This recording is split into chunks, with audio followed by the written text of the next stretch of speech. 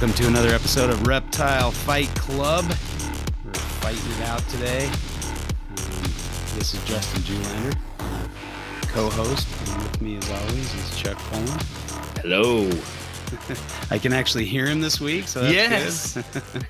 We apparently had to redo this episode due to some technical difficulties, which magically fixed themselves with no work on my end. So I don't know. Justin was saying it was on my end, but I claim that he just flipped his little switch and he fixed it. So whatever it is, I'm glad it's done. Hey, if I could have fixed it, I would have. I don't want to re-record this. I don't know. It's hard beating up on you so hardcore and then having to do it all over again, you know. Oh, don't you know it? I mean, listen, I'm the one with the lashings on my back. You just walk away with a smile, one coin toss and a smile. Yeah. So we're re-recording and hopefully it'll work out a little better this time. We're nice and polished. We know each other's game now, so who knows how this is going to end. But yeah. Probably. So anything new? I can't remember what we talked about last time, but yeah. No, I mean, not much new. I am after some Phelsuma barbonica. So that's kind of new. I'm kind of probably another couple weeks or a month they'll be ready. But I'm excited for that. They get the Manuel Van Hagen stamp of approval. You can't go wrong with that. Well, it's funny when you go on to iNaturalist, that, you know, like when you look at who the photo credits go to, they're all Emmanuel Van Hagen's photos. And I'm sure they're probably pretty sweet photos too. Yeah. Oh, of course. Absolutely. Yeah. No, as a matter of fact, when I was looking at them, all I could think about was big old Emmanuel Van Hagen down in the mud, like taking the photo. So you put that iconic thought in my head when I was looking at those photos. So that was pretty funny. I got to witness that, man. I wasn't about to lay down in the mud, but he was down there to get the right shot, the right angle. Like he's the real deal, man. And lucky awesome. You. I mean, I met him at NARBC. I mean, you got to actually herp with him, and you're right.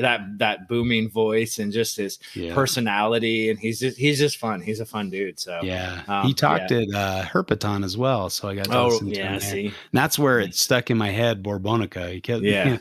He repeated it many times because I'm pretty sure he said that was his favorite gecko. So I'll have to they're pretty cool. Oh, they're pretty cool. Looking, so I'm surprised you didn't pull the trigger at the NARBC. We saw him in person.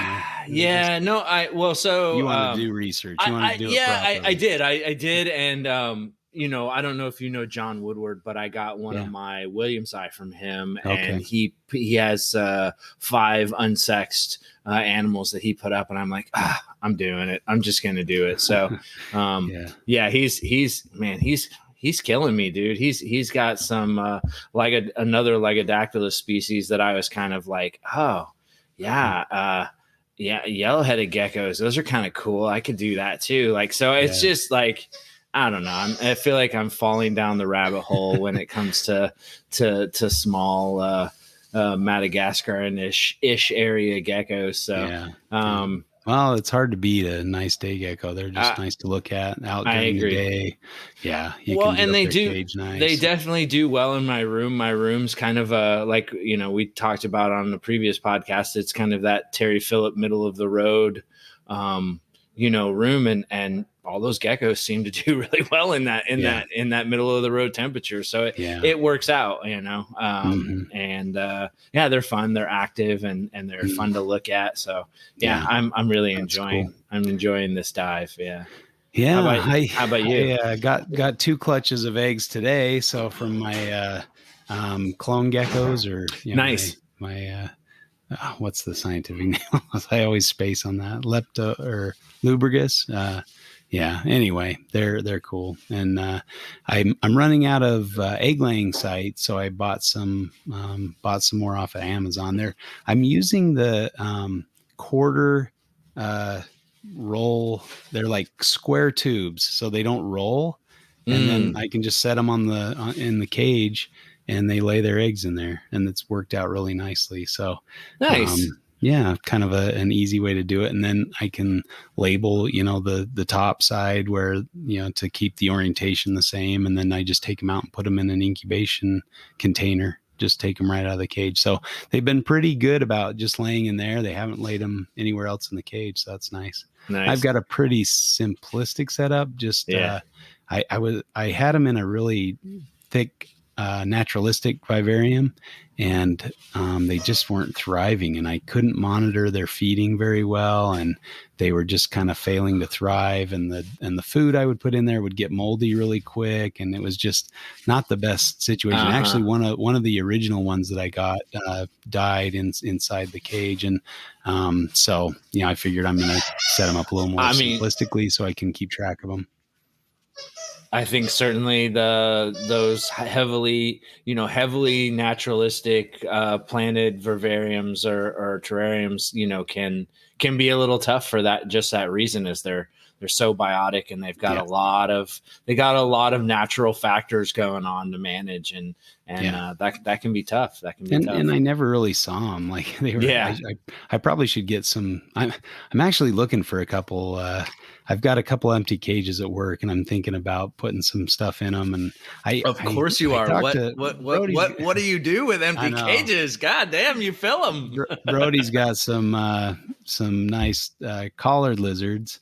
And I was I don't know, I'm still debating on that one. I wanted to pick up a pair, but then I'm like, well, he breeds them. So that would be kind of, double duty there. So I'm not sure, maybe I'll just get one and put in there and just enjoy the one. But and then when are you going to get your Euromastics? Yeah, right. I think I'd need more of a big, more of a complete setup for those guys, a larger setup. So this is probably good. And it might be a little on the small side for collards too. So that's kind of making me pause a bit and rethinking that. But I think I'd like to get some Strophaurus in there. Seeing some of the Strophaurus, ciliaris, and some of the other species at the NARBC show made me think, well, maybe Strophaurus would be the way to go. Australian geckos, it would be on, brand. Kind of up your, yeah. Still in. I've never kept any of the Strophaurus, so that would be cool. I kept some Oedura geckos for a little while, got some eggs out of theirs, but I never hatched any. So, and Strophaurus are kind of a little more day active. They come out and bask. You see them more frequently. So I think that would be fun to have to watch from my desk at work. And I've got a roach colony in there, so I could feed them pretty easily.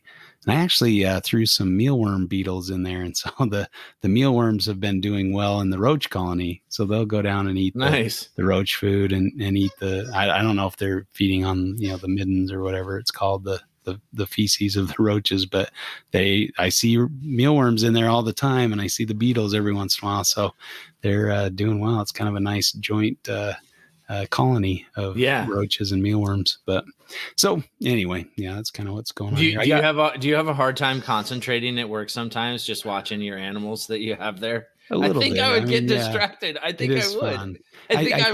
I would take the time to take a break for that. Yeah, I had dart frogs in there a while back, and they were a lot of fun to watch. Yeah. And I enjoyed that, but the fruit flies are a headache. That's fun. So for sure. That was not the best, but it was really fun to watch that. And then I had a bunch of little cups with tadpoles, but those tadpoles take forever to morph. Yeah. So that was like a long project, but I would like to. I've got some crested geckos in there, and they just laid some more eggs. I have a couple colonies of cresteds, and got some eggs from my really nice red pair that I got from a grad student. He left some eggs when he graduated and moved on. So I've been keeping those and producing some here and there, mostly going out to friends. I don't really know the crested gecko scene, and it's like some of those things I think, oh man, how are there so many crested gecko breeders? And now here I am just adding to the mix. But they're enjoyable species to keep, and I think it's kind of cool. They're pretty close to Australia, so they're kind of up my alley. But so they've been fun. I probably ought to get a pair of leachies or something. Just to have. I know. I think I'm gonna try and sell my wife on some leechies by kind of doing them like my daughter's pets kind of thing. Yeah, there you go. And the girls will totally love leechies. Like that'll be like that.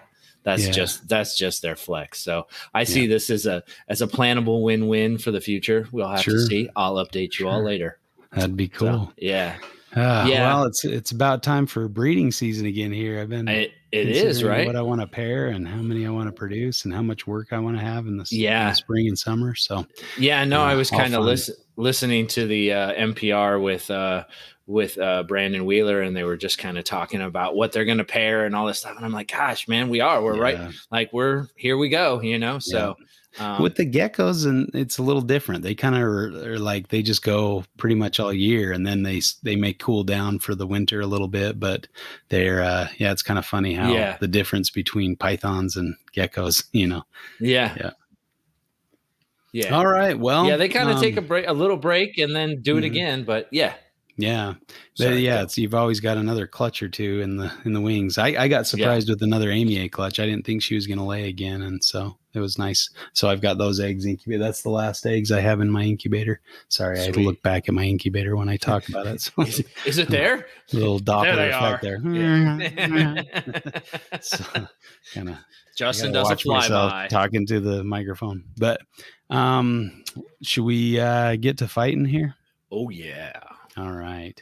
Well, today's topic is culling. Should we or should we not cull? Are there reasons we should or shouldn't cull?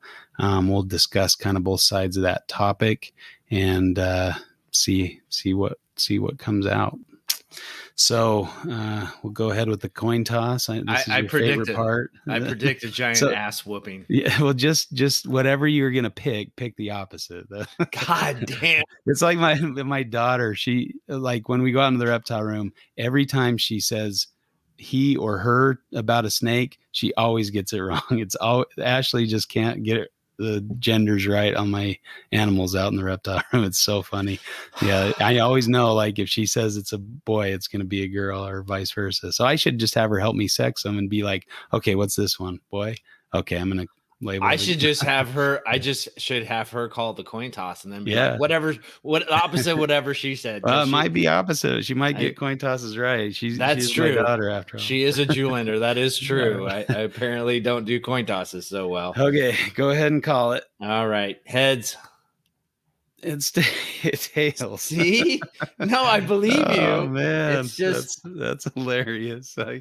I don't so know. so you Don't know. go to Vegas anytime No, soon. listen. So check it out. So when I was in high school, right? Like I had this buddy Jake, and Jake would like get into just these nefarious things and just completely get away with them. Uh-huh. And I was never that guy. You know what I mean? I would always like You always I would get caught. caught for stuff. So Uh-huh. I've always been a rule follower, and this is why is because Yeah, I lose.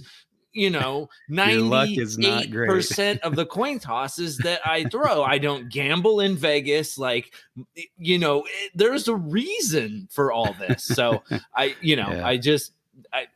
I lay bare my luck for and this is why Tracy is such a big deal for me because I don't have luck Yeah. like that. Okay, you know, It's all skill, and that's all it I is don't is skill.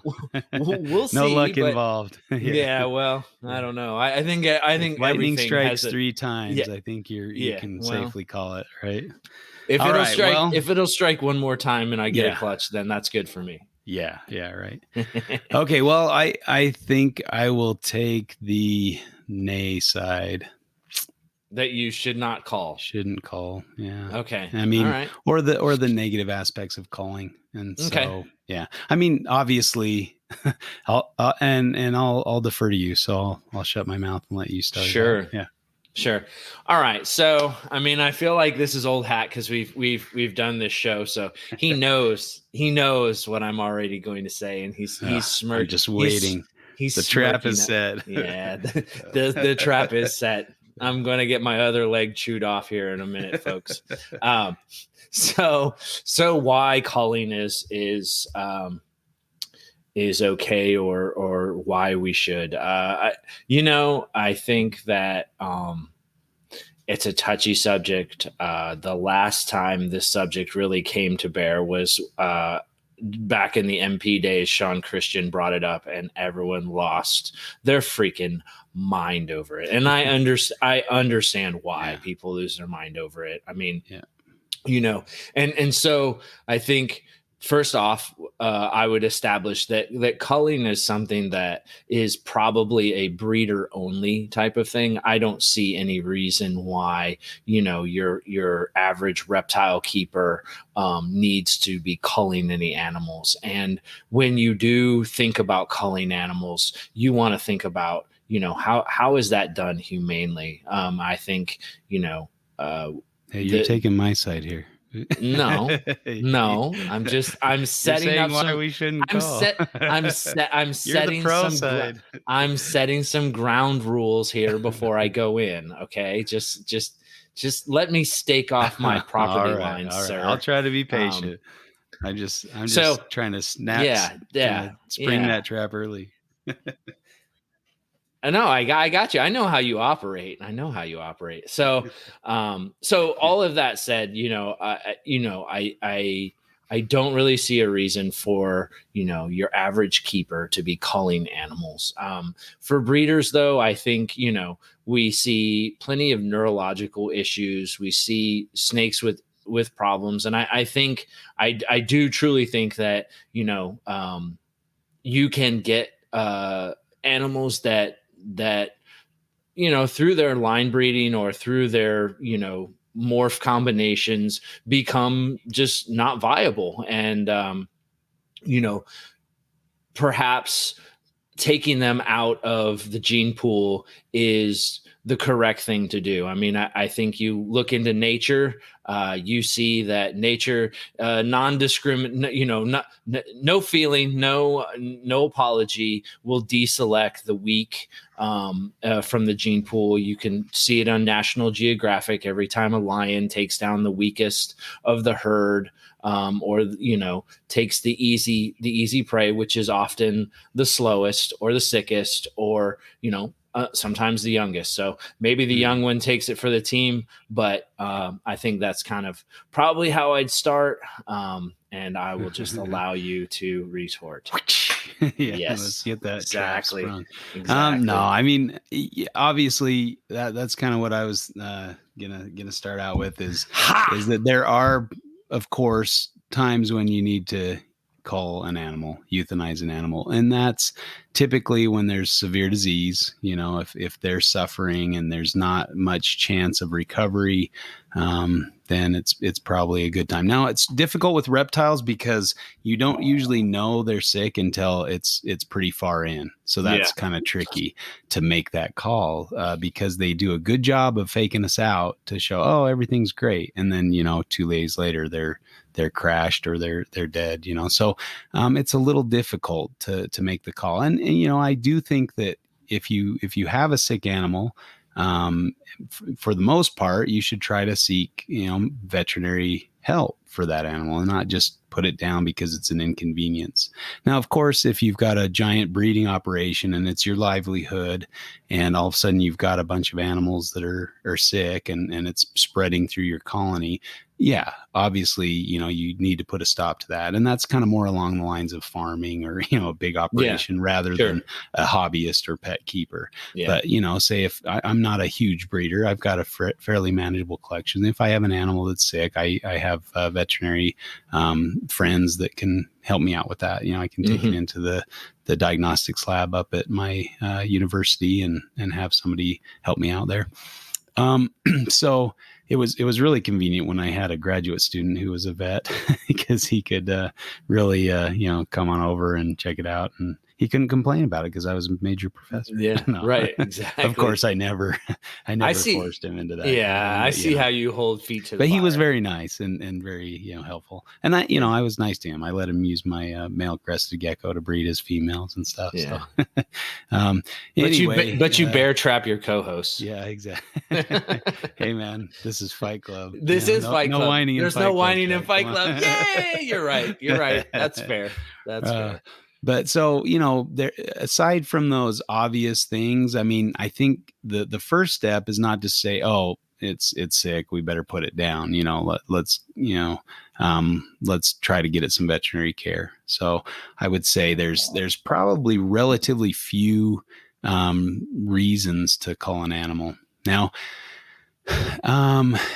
should I let you go now, or should I bring up another point? No, go ahead. Go ahead. Okay. Another point. So I think the thing that got everybody up in arms on the forums was that, he was talking about taking less desirable phenotypes and that are healthy and could make somebody a wonderful pet, and feeding those off to like a king cobra or something. That was kind Mm-hmm. of like the attitude of like, I didn't want these. These aren't going to make me any money, so I'm going to feed them off to a king cobra. And everybody's like, oh no, that's not appropriate. That's not the way to do it. And if you're going to do it, why would you bring it onto the forums and talk about it here? Yeah.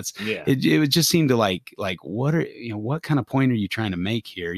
We like these animals. We like carpet pythons. We don't want to see them Right. be food just because they don't have the gene you want them to have. They were like, not the normal the normal offspring of coastal to jaguar, right?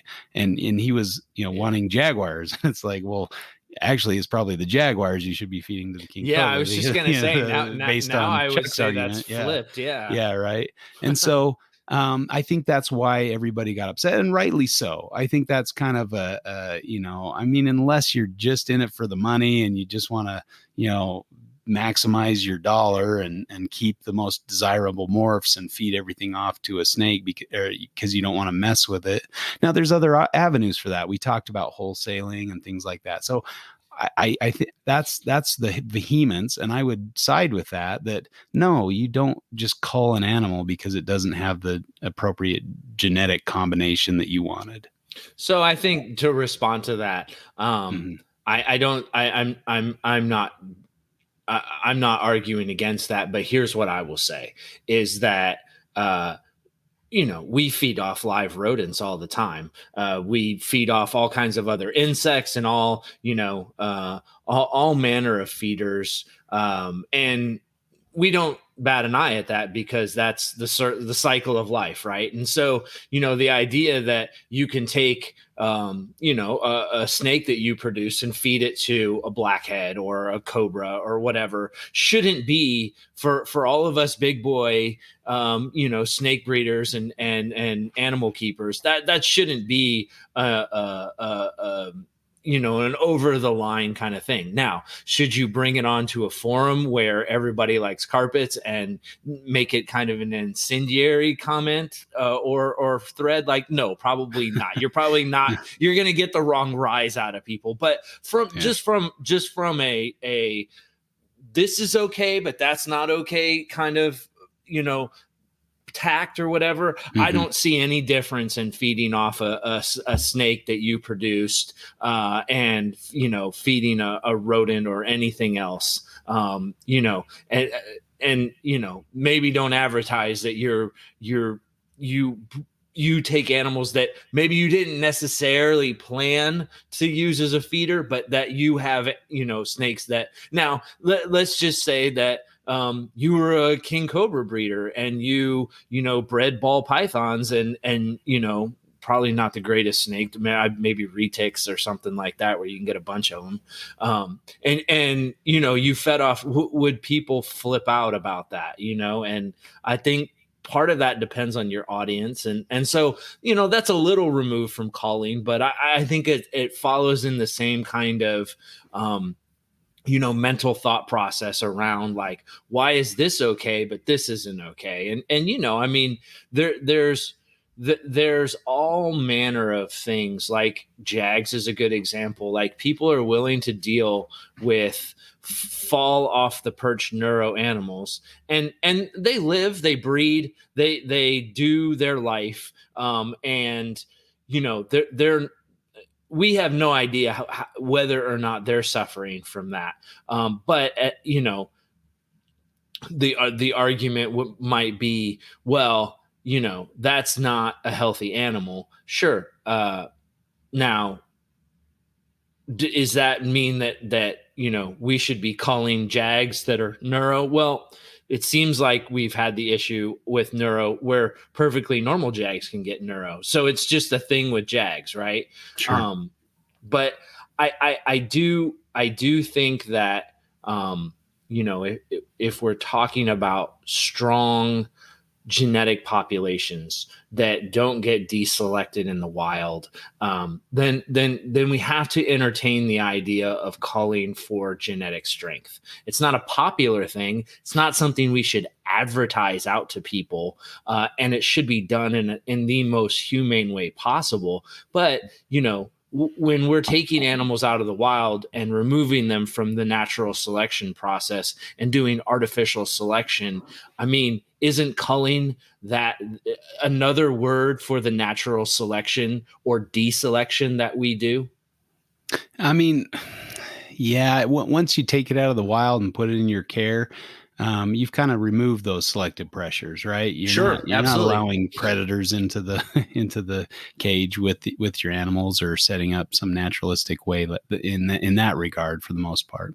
Now, I would say I Yeah. agree wholeheartedly that if you're going to feed off, it seems like a lot of these people that are feeding snakes to king cobras are doing it for shock value, like they're taking like some rare morph and feeding it to the king cobra, showing, oh, Sure. take this, you ball python breeders, which Yeah, and which is inappropriate. yeah, That shouldn't absolutely. be that shouldn't be put out. Yeah, That just makes us look like a bunch of inhumane barbarians. Yeah, barbarians. Yeah. yeah. So and there's ways to properly, we euthanize our feeders a lot of times. I mean, sometimes, we don't. And there is some debate whether or not, CO2 euthanasia, which is most commonly used Mm-hmm. for euthanizing feeders, for rodents, is, more or less humane than allowing a snake to kill the rodent, because the Mm-hmm. snake can, a python can kill a rodent fairly quickly with constriction.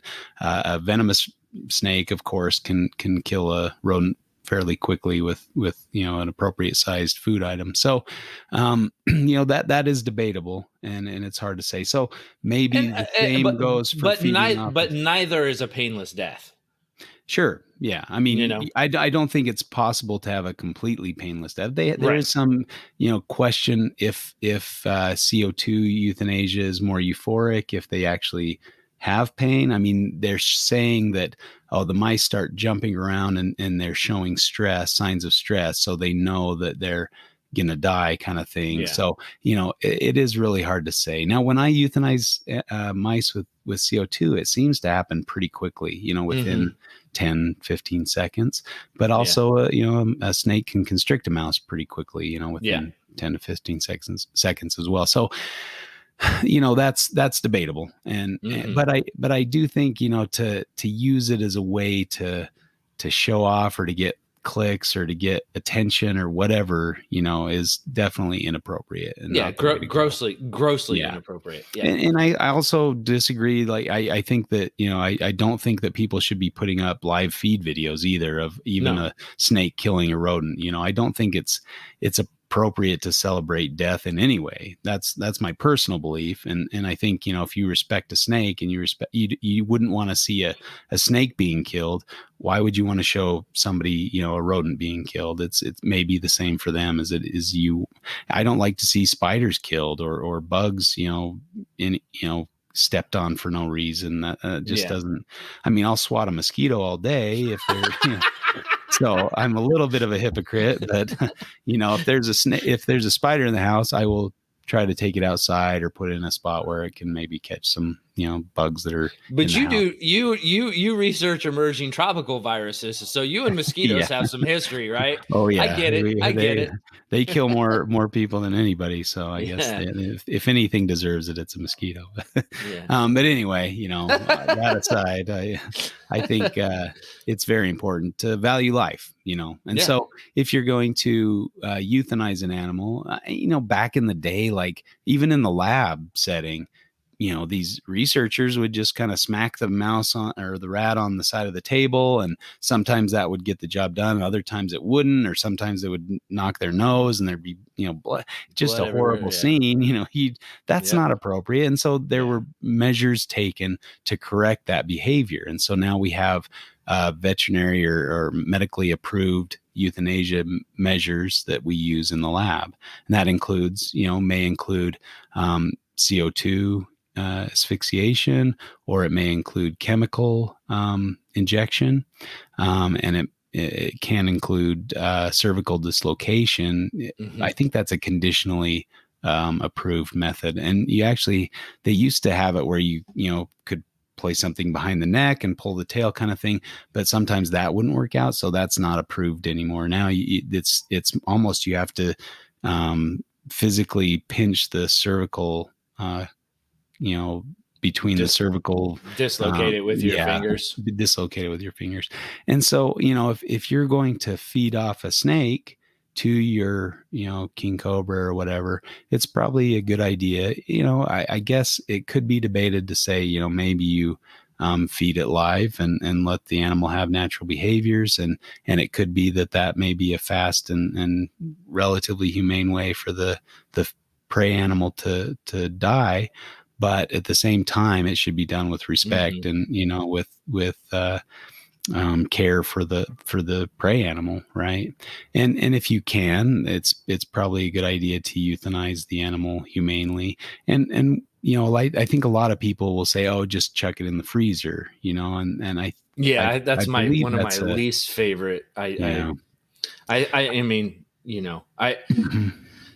you know, it's hard for me to. I get the argument of why why reptiles in a freezer don't quote unquote feel pain or whatever. Mhm. But I'm not so sure I buy that. I mean, I think that, they certainly don't freeze to death like that.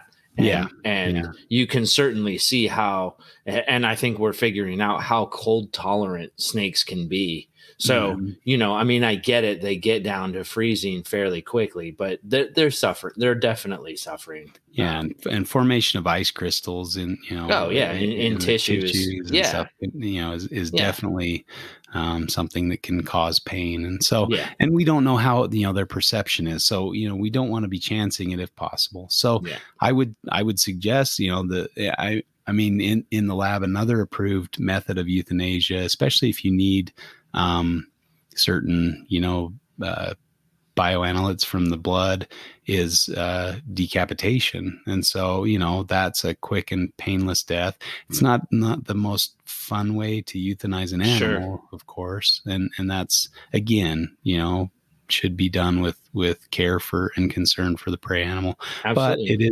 it is a fast and painless, relatively painless death, or rapid death. Well, and to be honest with you, like these people who, say like, well, you just chuck it in the freezer. Well, that's easy for them to just put it in a freezer and walk away from it, and they come back and it's dead and frozen. But if Yeah. you actually have to get your hands dirty, so to speak, I just, you know, as somebody who's hunted, and I don't really hunt anymore. I shoot for fun, but Mhm. I don't need to take an animal's life, so I don't take animals' lives. Mhm. So if but if the day came where I had to shoot an animal to feed myself, like Yeah. I'm gutting it and I'm cleaning it and I'm cooking it and I'm doing the whole thing. So Yeah. I do think that there's kind of a moral responsibility, but yet at the same time, like you kind of have to, um, there are times when it is appropriate, and when it is appropriate, you go ahead and you do it, but you do it in the most humane way you can. And I think it's easy to say that culling is in no way appropriate ever because these things are captive and there's no reason to do that. And I just think that that's a naive approach to the way life is. And I think somebody who, I think people who develop horrible human disease at some point in their disease say, man, just can I get this over with? I am suffering. This is awful. And I'm not pretending to make a statement on behalf of suffering animals. I'm just saying that, you don't know what an animal's going through. And that's kind of the tough part, right? That's the two sides I'm kind of talking about is if you act unnecessarily, then you're being hasty and premature. But if you don't, then you're being, you're being callous because you think you're being caring, right? Mhm. Yeah. So Yeah, I think another aspect of this too is, a lot of times reptiles they take a long time to die if Yeah. left to starve or left to their own, left without appropriate temperatures in their cage, things like that. They can kind of keep going on and on. I was really, it's really hard to sell animals sometimes because a lot of the animals you sell are probably going to be neglected in some way, and that's hard sometimes as somebody who breeds and sells animals, to some extent. I mean, I'm a terrible salesman, so I keep most of the Pro- stuff I produce, but probably for a doing while, doing unless the somebody comes animals you and asks produce me. a favor, right? Yeah, I don't know. I mean, I'm sure there's probably That's not people a fair. there. Yeah, that's not There's a fair definitely thing to people say, out but there that give them a sure. better life and can, give them larger enclosure or more, more whatever than I can, and I welcome that. I seek out those buyers that can do a better job with that one animal than I can. Where I have Certainly. multiple animals, and I think I like the idea of moving away from, everybody has to buy into the reptile pyramid scheme. Like, you can't just buy one and keep it as a pet. You have to buy a pair and breed them. Yeah. I'm hoping we're getting away from that a little bit in large part. I think we can enjoy reptiles without breeding them. Of course, breeding them is great, and I enjoy it. And it's, there's not much better than to see a baby hatch out of an egg. But, there's other things we can just keep and just enjoy. We don't have to necessarily breed it. But Yeah. anyway, that's kind of aside the point. But the other thing, if animals are languishing, I basically, that's kind of an inhumane method of euthanasia. Instead of allowing an animal to suffer and, needlessly meet an end because you've lost interest or whatever, find somebody who will give it a good home and give it to them, give it away. I see so many less than ideal animals out there being sold on, various classified forums. And it's like, why are you trying to sell this, half dead animal and trying to make as much money as you bought it for? You see overpriced animals and, the cages are in terrible condition, but they're knocking $20 off of the price they paid for it, And I think that's another avenue of this aspect of culling animals. They're culling it by neglect. I think that definitely should be, done away with. And we should not have this attitude of animal equals dollar sign. I put this much in, I need to get this much out. That needs to go away. And I've been kind of encouraged, like some friends on the, I'll drop a name, Eric Burke. He was nice enough to send me some animals, and I've kind of returned the favor and sent him some animals. And I think he's talked about that on the podcast, where he'd rather just see him, go to somebody that will appreciate him and enjoy him rather than make money off him. I think he's kind of to that next stage of, I've kind of kept and bred, and I got over that whole got to make lots of morphs so I can, make lots of money kind of aspect. And so that I encourage that, and I welcome that, change and I hope more people follow that, that attitude and that, mindset of, let's enjoy these animals together. Let's not worry about how much money we can make off of them and things. So, I guess, people need to pay their bills, and there are some people that pay their bills fully through animal sales.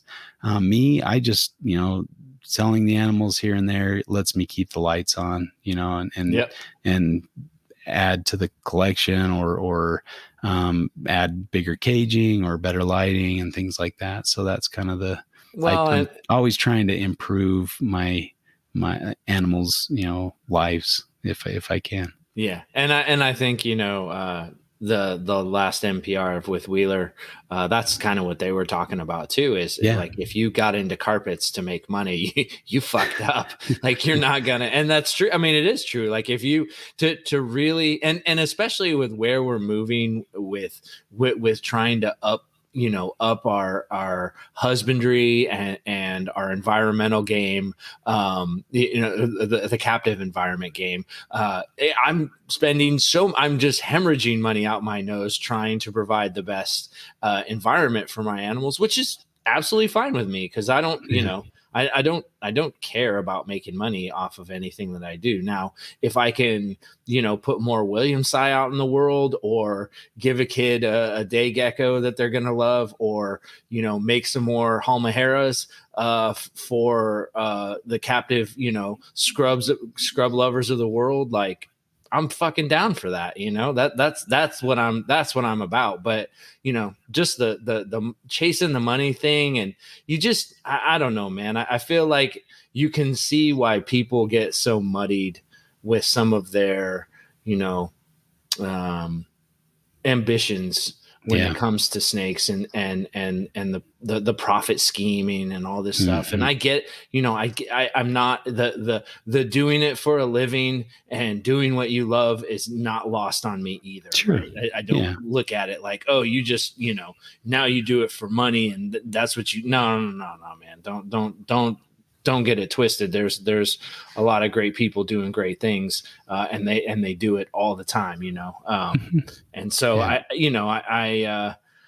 and I think, like, they were talking about Todd, Dyer, and just how talented he is. And I was just like, man, they're 100% right. Cause I've never met anybody who reads snakes so well. I mean, that dude he's spot on reading snakes. Yeah. It was just, it's impressive to kind of talk to him and hang out with him. And so, Yeah. There's definitely those people who make a living at it and who are super the real deal. But I do think it's that idea of, seeing the Nick Mutton or seeing the Todd Dyer and thinking like, oh, I want to do that. I'm not saying there's anything wrong with that, but it perpetuates this idea that everybody has to be that snake breeder guy. And that's when I think in the desperation to do that, some of the, some people some of their motivations get muddied, and it's nice and it's refreshing and to watch the evolution of keepers and I have been comforted to hear so many people change from one tack to, like you were saying with Eric, of just like, well, you know what, I'm not super into these anymore, but I know this person is. I'm going to send these to them because that'll be a great place for those animals to be. And what a way to keep contributing to the community, right? Mm-hmm. Yep. Yeah. And I think there is a progression to kind of how we do this thing, but I would definitely 100%. Say, there's a better option than, if you're producing too many snakes and you're like, oh, I don't want this, genetic anomaly, or I don't want this normal. And, and I just want the morphs. So I'm just going to cull the ones I don't like. I think that's a kind of a selfish aspect of it, or just, focus on the money, where they could give that to somebody and say, here, have a nice normal ball python. That's Absolutely. One of the hardest things to find anymore is a normal ball python. It seems a little more like rare than some of these other morphs. But up front, I said that I thought that culling was strictly for breeders, and that there were certain situations where it applied. And I think you make a great point that, a breeder should try to find a home for something. Just because it's, maybe not, grade A breeder stock that you're going to sell for top dollar doesn't mean that it's not going to be a great pet for somebody. And just the idea that every single thing that comes from you has to be perfect all the time. No, it has to be honestly represented all the time, but it doesn't have to be perfect, because anybody who knows nothing that, we do breeding animals or breeding anything or any life is ever perfect. Right. Mm-hmm. So I definitely think there is a place for culling, but man, you like you also said that you should be looking up front in how you produce animals so that you don't have to cull animals on the back end, right? It's kind of, making good choices on the front end reduces having to make bad choices on the back end. And I'm not saying that culling animals is a bad choice, but if you can avoid having to make that decision by making good decisions on the front end, then you should try to do that, right? Yeah. Planning is, goes a long way when you're, for sure, when you're breeding snakes. And people learn, like, not to say that, I wasn't the guy who thought, oh, I'm going to get all these pairs and I'm just going to breed them together and it's going to be great. And then you do that and you're like, oh, that's what that is. Yeah. I don't want to, that's too much. Yeah. That's too much. I can't afford to do that. My bad. That won't happen again. Right. I like the example of who's the guy that you got some Williams eye from, the school Oh, teacher? John. Frank Payne. Frank Payne. Yeah, Yeah. sorry, I'm terrible with names, but No, it's good. Frank is a great kind of role model in that regard, where he's kind of selected a few, relatively underrepresented projects. Mm-hmm. Not he's not doing some giant warehouse full of reptiles. He's got two or three different projects, and he's doing them I very think he's got a well. few. I think he's got a few more than that, but like Yeah, his yeah. main staple projects, yeah, a Sure, hundred sure. percent. Like But he's selecting animals yeah, that yeah, people have done poorly with in the yeah, past, and yep, he's kind of refining it, and he's yeah. just selecting a few that kind of have similar care needs or whatever. And so I've really admired, like, and putting out educational videos and going the whole 9 yards to educate and to show kind of how it's done, and to do it that way. So I think he's a great example of what how it should be done. And we Mm-hmm. can all kind of learn from his example, and produce. Yeah, he doesn't produce a ton of animals, at least as far as I know. It doesn't seem like he's just cranking them out, but he does well. He does well. Yeah, and he He and he does well. produces some very nice animals. I So mean, he puts a lot of Williams eye out. yeah, and I He mean, a does lot of really these well with those. projects are like things that nobody really breeds, and so Right. he's got the market to himself. And what a smart model that is. Yeah. And I think if we did more of that, instead of jumping on the bandwagon, going, oh, what's the latest, coolest ball python morph? I got to get that, and then breed that. I mean, that is a way to run a reptile business, but I think a more rewarding way is to select something that you really enjoy Mm-hmm. and you want to keep and learn about, or you go see it in the wild, and you kind of see it in its natural environment. You kind of appreciate it, so you want to see that in your home. That's the way to go. I think For that's sure. such a more fulfilling way than to chase something because it might make you some money.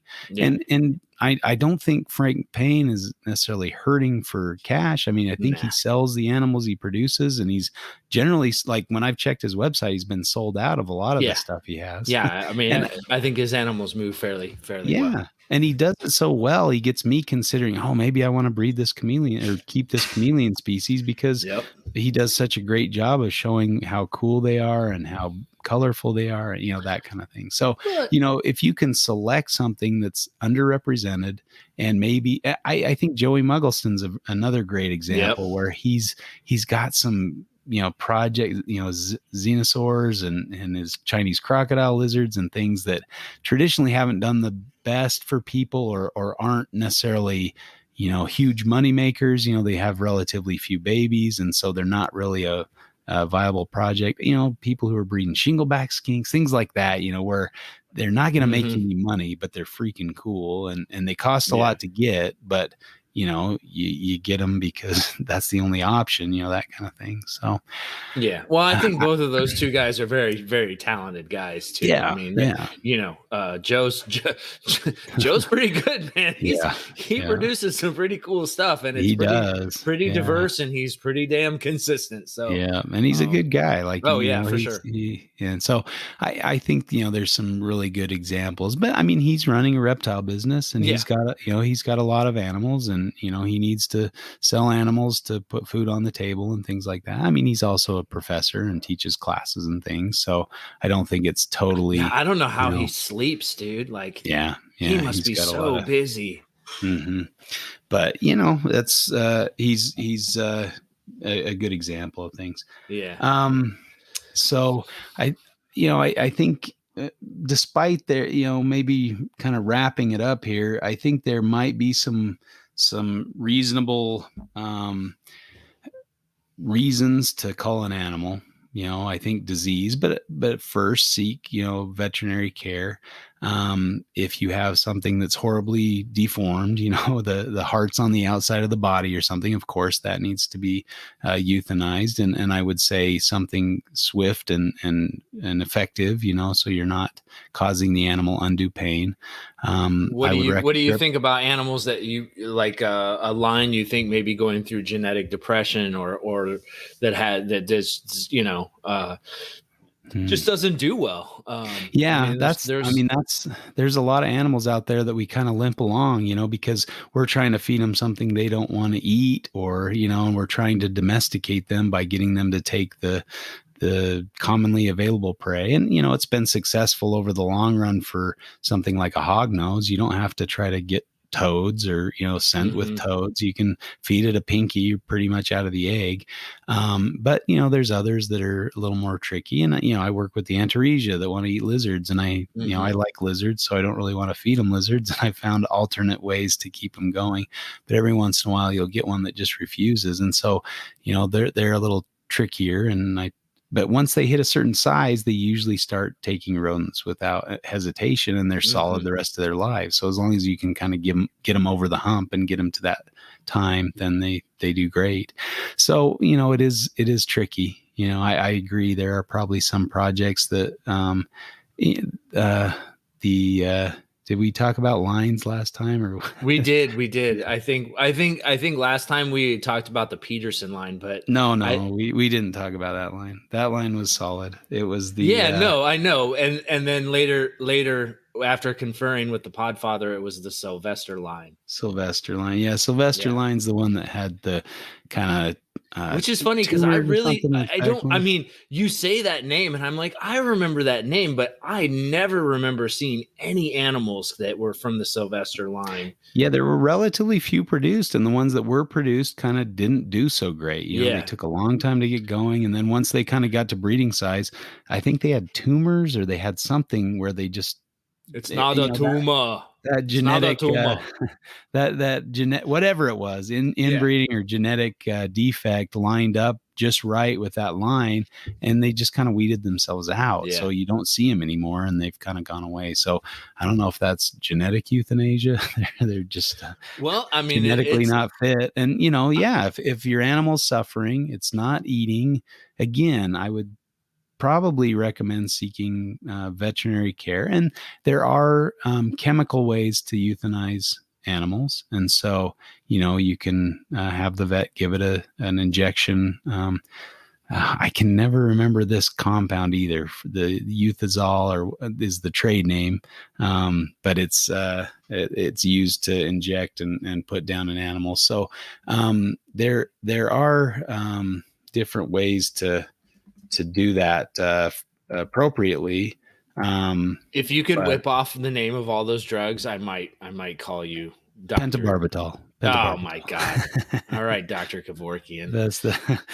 Oh, I didn't know you were going to call me that. Never See, mind. I don't you know what the shouldn't. name You is. shouldn't. Yeah, you Yeah. should have backed off. Pentobarbital has been used, but it needs to. Yeah, it does need to be injected properly, right? You have to hit Yeah. the right spot, or else it can be painful. So, obviously, veterinary use of pentobarbital is recommended. So, And you cannot use a chemical euthanasia and then feed it off to something, right? yeah, yeah, That and would be I would quite bad.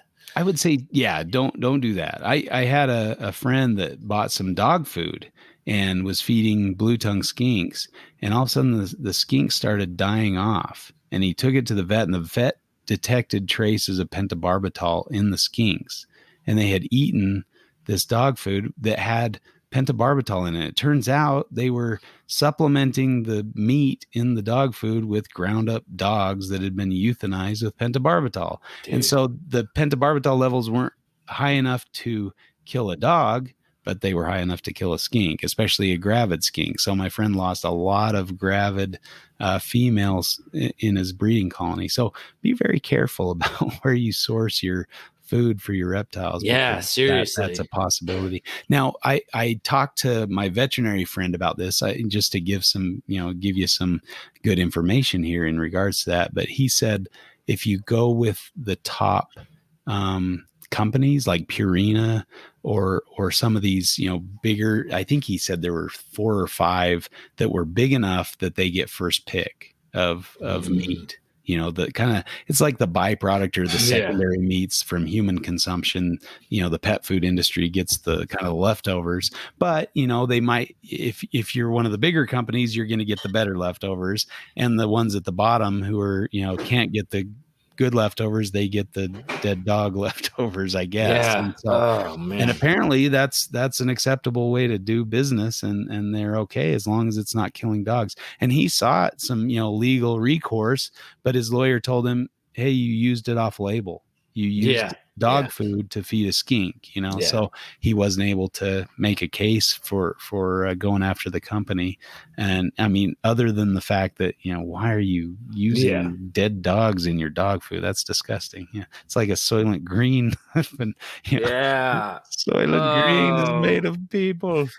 um I that can't is remember the such a brand of the dog food, or else I'd probably tell you, just so that is you that is wouldn't make the above same mistake. But that is above the top on yeah, cringeworthy, right. horrible, Yeah, like just like that's a food. pretty scary. So Yeah. anyway, be careful. And that's why products like Repashy diets are good, because they're Yeah. prepared for animals, and they're not Yeah. ground up skinks to feed skinks or whatever. Anyway, that's kind of a little bit sketchy. But yeah, if you're gonna feed the animal to a king cobra, don't be chemically euthanizing the animal Yeah. with pentobarbital. Yeah. But that's an option. If you have a sick animal, or an animal that's just failing to thrive, that might be a more humane method of euthanasia, is having a vet put the animal down for you, and then they Hmm. can dispose of the carcass appropriately, things like that. They have incinerators and stuff.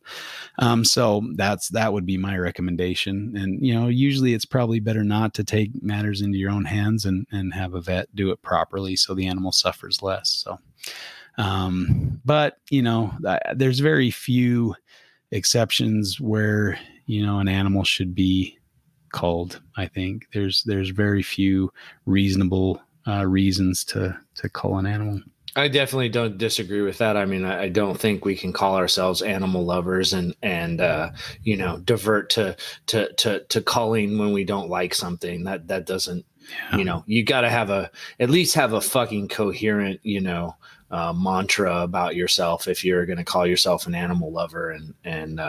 You know, um, so yeah, I mean, I think I think it has its place. I've kind of talked about the reasons why, and captive breeding has no deselection process, and so sometimes, and I think you are right. I think in certain situations, animals will deselect themselves like that Sylvester line did. And so you will just kind of see them weeded out. And I think in other times, maybe you need to make, some sound judgments, probably nothing that's a rush to judgment. If you feel that's a proper way to do something, that maybe you seek your veterinary professional to assist you or advise you. Ultimately it's up to the keeper. But if we're going to tout ourselves as pro animal and pro life, and then we definitely can't be talking about just tossing shit in the freezer when we don't like it. So Yeah. I think that's pretty squared away as far as the way I feel that culling is appropriate. And I think Yeah. there was some good statements made here today that definitely think through how you keep the way you keep, and who you are as a keeper, because Mhm. that all matters a lot. Yeah. Well, and I think too, we might have hit on this on our first go around, but some of the giant, importers, and there have been some, pretty uh, despicable things that have come out of that, where they just kind of treat all that, that thing's not going to make it, or Yeah, they have a lot of sick and dying animals. I think any ethical importer should have some sort of euthanasia protocol, where they absolutely. can, if they see that an animal is suffering, or that it's going to die, or that has wounds that are not going to heal, or is not fit for the trade, they should probably have some kind of euthanasia protocol. So Hmm. I think giving a point to you that there should be ways, or appropriate ways, that these people can deal with animals that are probably not going to do Yeah. so well. So Yeah. um, that's probably a common thing with imports. But Yeah. Yeah. make And go ahead. no, I go ahead. Yeah. I was just going to say it is, and it is unfortunate because you do see some importers who are doing just really great. They're really great. Their animals Mhm. always look really great. You could tell they take care of them. And then there are those other importers who you can tell almost don't even open the box. You know what I Yeah. mean? That Yeah. however the animal comes in, they literally turn around and ship it to you the same way, and you open Yeah. it, and the animals, the story of the common DOA animal, like what a ridiculous thing for a commonality of a DOA animal coming Mhm. in, and it's like, enough people put their hands on these animals, and travel is fast enough nowadays that there's really no excuse for that. And it's just, when you hear that, you're just like, that's fucking flesh peddling. They don't give a Yeah. fuck. And They don't give a fuck.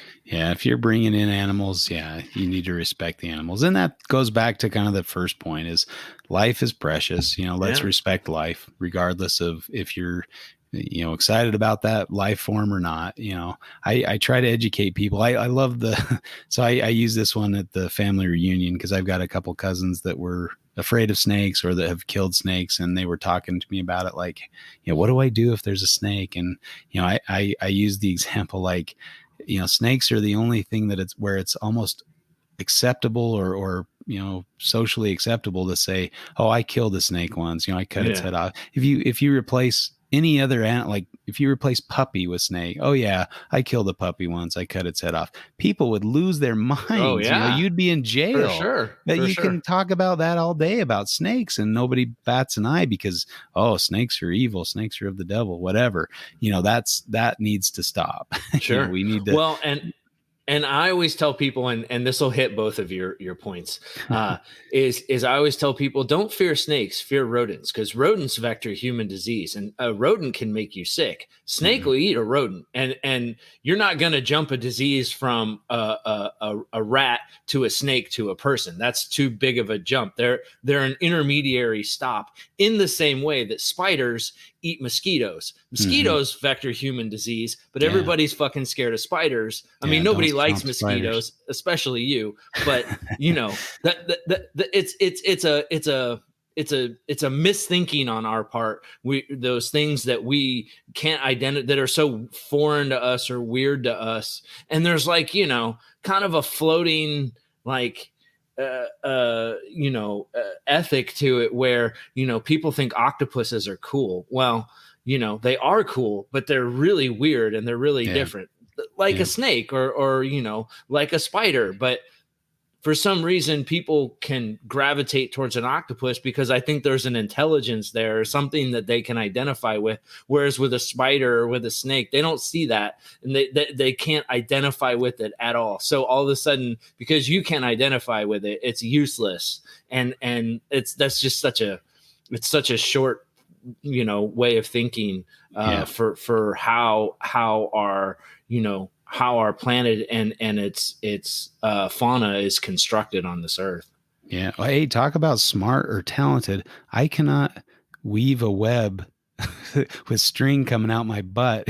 Like that's impressive that they can make Yeah, those structures. dude, Wow. I can't even win a coin Like toss. I want to see you weave a web with string coming out your. If I could do that, That's if I pretty could do cool. that, I would let the whole coin toss thing go. But I can't. So every animal is smart in its own way and adapted in its own way. And I also use the example when killing a snake. I believe this was a study done in Australia, in regards to like eastern browns or things, but they estimated that every time you kill a snake, you sacrifice an acre of grain to rodents Hmm. because the snake is out of the natural web. Yep. And so snakes are what are here to take out rodents. That's that's the Yeah. natural way of things. So you can either kill all the snakes or kill all the predators and then have to deal with all the pests and have to poison them or whatever, or you can Yep. leave them alone and do things the natural Well, way. and I So think, when you see like the more humans muck with the natural makeup of an animal biome, the more fucked up it gets. And then we introduce species that we think are going to fix it, and it screws it up even worse. So like literally every intuition humans have about interfering with the natural web of nature is wrong. But you know, we're making impacts in other ways. So not intervening sometimes is almost just as bad as intervening and making it. I think we make it worse no matter what, whether we intervene in the animal part of it or whether we don't, or whether we just keep messing up the environmental part. So yeah, it's well, definitely food stuff. for thought. Hopefully everybody got something out of this, and we can impart some different thoughts that you might not have considered. Definitely think it over and make your own judgment or make your own plan for appropriate euthanasia if needed, and hopefully avoid it if it's not needed. So that's right. Thanks for listening. But I neglected to talk about the northwest. What direction are we here? West side. Northwest side. Yeah, Northwest Carpet Fest. Sound like they had a lot of fun, and I think we missed out. I couldn't justify it, couldn't make it. Yeah, I saw a picture of Ryan and Nick hugging on the couch. That it looked like it was a good time. It was a good time. I'm sure the debates were heated and went. Yeah, they should have recorded that. That would have been fun to listen to, Yeah, sometimes I think Brandon touched on that. He said it wasn't we couldn't put that kind of information out on the internet that was given out. So and I guess that's kind of the point. If people know they're being recorded, they're not going to talk about some of the things that they might talk about otherwise. So you kind of get some inside information or whatever. But, and it's one of those things where that's what makes, and that's what I was saying is like I like going to shows. I like stuff like that because you get people in. I don't want to say like intimate settings, but more of a one-on-one setting where you get to talk to them and they're a little freer, a little looser. They'll talk to you, you hear, I mean, heck, that time we hung with Casey Lazick at NARBC and heard all kinds of crazy stories. That was just like, that was the most awesome, but good luck probably getting Casey to run around and tell everybody those stories. Right. It's just one of those things where, it's, there's such a place for that one-on-one interaction in the reptile community because there's so many great people and so many fun stories and so much good conversation to be had. I think. And I think Jeff and Kendra, that was cool of them to host that and keep that going. We're actually going to have Kendra on the podcast here pretty soon. So we've got a couple of fights that look like they're going to be good ones. The gauntlet was thrown down by our Mr. Scott Eiper. So did you hear that, folks? Justin and Scott Eiper are going at it. He's challenged me to a debate about it. So that'll be fun. We'll have to record that here soon. We should have some fun stuff coming up. We appreciate the listens. Go ahead and give the other NPR network podcasts a listen as well. There's lots of good stuff out there and lots of content. That's Eric and Owen have been, they're pioneering a lot of good stuff out there. All right. Well, I don't know if you caught the Mark O'Shea episode. I haven't yet. And the Field Herping podcast. Dude, I'm waiting so I can sit down. You are in for a treat. That was really cool. Yeah. And it's just part one. So there's a part two coming. So I seriously hope Eric just like tries to make this as many of a part series as because you could probably get show upon show out of Mark if he's willing to do it. That's I mean, and it's just great listening to that. And I mean, it's pretty. They basically just let him talk. Like there's a question and then he just talks. So you're just like enthralled. It's really awesome. Great. There's no talking over him. They did a great job with that episode. So I'm really happy to listen to that. And it's making me itch to get back over to Australia. I bet, dude. Oh, I did another like bad move. I read the Red-Bellied Courier it's like one of the Australian Herpetological Society publications. You can get them free online, but I was reading through and they were going like, there was one, a trip to the Kimberley talking about finding rough scale pythons in the wild. I'm like, dang it, get me over there. I got to get out there and try to find some of these things. So I'm itching to herp again in Australia, and I'm going to be herping in Arizona pretty soon here too. So that'll be a lot of fun. Week?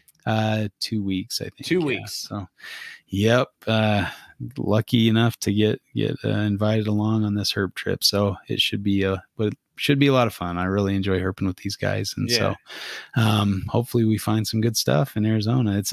It's getting trickier to predict when things are happening. Like the monsoon happened earlier than anticipated. So hopefully it means there's some good activity when we're there, but it's really cool here, man. It's unseasonably cool for September, October timeframe. Usually it's hotter than Hades' ass out here right now. Yeah. We had a bit of a dip. It's been a little colder here too, but I guess that's how it goes. And our fall is pretty short. We have a very long winter that's miserable, but I definitely envy where you live during the winter. Yeah, you can keep your winter. I don't. But the skiing is not bad, and we're actually doing that for our Christmas this year. We're getting everybody ski passes, so that'll be fun. We do have Big Bear. We can go skiing if we need to. If you want to call that skiing. But, well, okay, fair enough. Fair enough. I'm just saying we have it, okay? Yeah, all right. I'll let you have your Big Bear. I mean, it does say greatest snow on earth on our license plate, and there's a reason for that. No, that's fair. Utah's a good place to live. You suffer for it. I do. You earned it. And we've got 5, national parks here. I really like living in Utah. Oh yeah, I've got to say. Yeah, it seems like all of California seems to have share that because people keep moving here from California and driving up our property taxes. Come on, guys, settle down. Don't think you're special. They're moving everywhere but California right now. Which, hey man, do it. Yeah, go for it. Go for it. Yeah, it's funny. All these people who are like, I'm out of California. I'm gonna get out of here, and they're never going to leave. They're not going to leave, but they keep threatening to leave. And I'm like, look, by the time you get around to doing it, it's just going to be as expensive as California. Yeah. Right. Oh man. Prices here are ridiculous. Anyway. It's a good place to live, but it is fun to get out to Australia and other places to herp. So, Utah's wonderful, and there is some good herping in the state. Where I'm at, it's a little limited. There's some fun species to find up here, rubber boas and, rattlesnakes and gopher snakes and stuff. But, I like to see herp fauna in other areas of the world. But, well, I think we're good to go. Thanks for listening, and appreciate you guys, the support and the ideas we're getting. We're getting a lot of good ideas, and looking forward to the intern versus the podfather and the enforcer. What do we call Owen? But that'll be fun to watch them battle it out here soon. We'll get that set up. Thanks for listening, and if you want to bring your ass on, come on.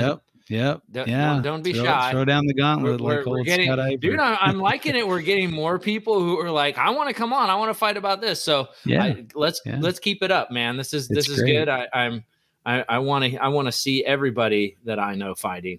Yeah. Well, thanks for listening, and tune in next week for another episode of Reptile Fight Club.